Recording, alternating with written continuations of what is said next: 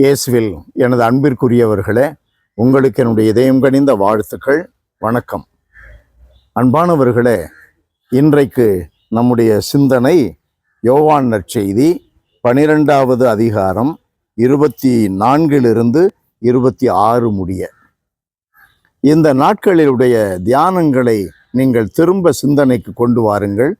ஒவ்வொரு நாளும் இயேசு பாடுகளை, தன்னல மறுப்பை, சிலுவை சுமந்து கொண்டு இயேசுவை பின்பற்றுவதை வலியுறுத்தி கொண்டே இருக்கிறார். மிக ஆச்சரியமான ஒரு காரியம். ஒவ்வொரு நாளும் அப்படித்தான் நமக்கு சிந்தனைக்கான கருப்பொருள் நற்செய்தியிலிருந்து அமைகிறது. இன்றைக்கு இயேசு நமக்கு குருவாக, தலைவராக, எஜமானராக இருக்கிறவர். அவருடைய வாழ்க்கையை அப்படியே நமக்கு படம் பிடித்து காட்டுகிறார். கோதுமை மணி மண்ணில் விழுந்து மடியாவிட்டால் அது அப்படியே இருக்கும். அது மடிந்தால்தான் மிகுந்த விளைச்சலை அளிக்கும் என உறுதியாக உங்களுக்கு சொல்லுகிறேன். நம்முடைய சீடத்துவம் பயனளிக்க வேண்டும், கனிகளை கொடுக்க வேண்டும். யோவான் நற்செய்தியிலே 15வது அதிகாரம் நமக்கு சொல்லுகிறது. ஆண்டவர் இயேசு மிக தெளிவாக சொல்லுகிறார், நீங்கள் என்னுள்ளும்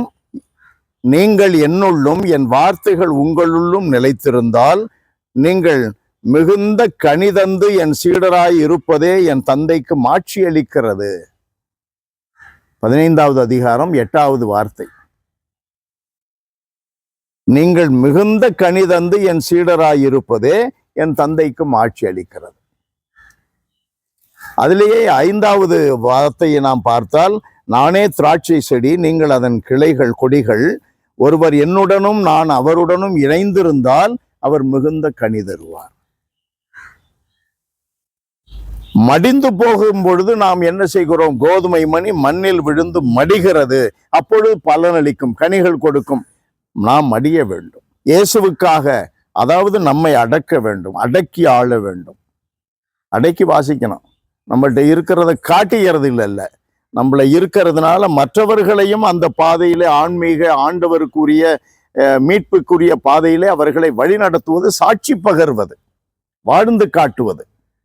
வெறுமனே காட்டிக்கொள்வதல்ல. நீதிமான்கள் என்று மக்கள் உங்களை சொல்லும்படியாக நீங்கள் காட்டிக்கொள்ளுகிறீர்கள் என்று 16-15 லூக்கா நற்செய்தியிலே ஆண்டவர் இயேசு சொல்வதை போல பரிசேயர்களை குறித்த அந்த வார்த்தைகளை நாம் நம்முடைய வாழ்க்கையிலே செயல்பாட்டுக்கு கொண்டு வரக்கூடாது. காட்டிக்கொள்வதல்ல.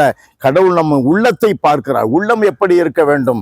கோதுமை மணியாக இருந்து மடிய வேண்டும், இயேசுவுக்காக மடிய வேண்டும். மடிந்தால்தான் மிகுந்த பலனளிக்கும். அதற்கு என்ன செய்யணும்? இயேசு சொல்லி கொடுக்கிறாரு. இவ்வுலகில் தம் வாழ்வை பொருட்டாக கருதாதோர் நிலை வாழ்வுக்கு தம்மை உரிமையாக்கி கொள்வார்கள், உரியவராக்கி கொள்வார்கள். அன்பானவர்களே, நம்முடைய இலக்கு அது. வானகமே நம்முடைய தாய் நாடு. அன்பு நிறைந்த எங்கள் இறைவா, உம்மை போற்றி புகழுகிறோம், வாழ்த்தி வணங்குகிறோம், தாழ்மையோடு ஆராதிக்கிறோம். அன்பின் கடவுளே, எங்களுடைய இலக்காகிய வானகத்தை, வானகமே எங்களுடைய தாய்நாடு என்ற உண்மையை நாங்கள் தினம்தோறும் மனதில் சுமந்து கொண்டு, அதற்காக எங்களையே இழக்க வேண்டி இருப்பினும் அதை ஒரு பொருட்டாக கருதாமல் ஆண்டவரே பயணிக்க எங்களுக்கு அருளைத்தார். கோதுமை மணியாக எங்களை படைத்திருக்கிறீரே, நாங்கள் உமக்காக மடிய வேண்டும். அதனால் நிறைய பலன்களை, கனிகளை உமக்கு கொடுக்க வேண்டும். அப்படிப்பட்ட வாழ்வை எங்களுக்கு தாரும், உறுதியை எங்களுக்கு தாரும், வரத்தை எங்களுக்கு தாரும். அப்படிப்பட்ட சீடத்துவம் எங்களில் மலரச் செய்யும். இயேசுவின் பெயரால் மன்றாடுகிறோம் தந்தையே. ஆமென், ஆமென்.